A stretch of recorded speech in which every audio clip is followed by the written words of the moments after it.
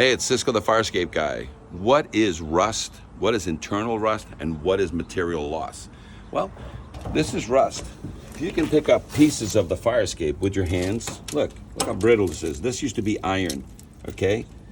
All right, so now if you see enough of this on your Farscape, and then you see stuff like this on your Farscape where, you know, the rust is eating the tread, okay? And you see all this material, this is all metal that now became rust. And then this is what happens when you leave it alone enough years, okay? That's material loss. So surface rust becomes internal rust, becomes material loss, and then eventually you have to replace this Farscape. But this Farscape, believe it or not, you can still fix it.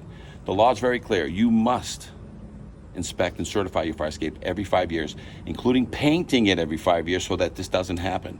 Okay, it's the law. What do you do if you have something that even looks anything like this? What I want you to do is I want you to take a picture of it, send it to your landlord, or send it to your management company and saying, the law is this thing is supposed to be painted every 5 years. It's not. If they ignore you, send it to your fire and your building department. They'll help you resolve the issue. Again, Cisco from the Farscape guy, saving lives one Farscape at a time.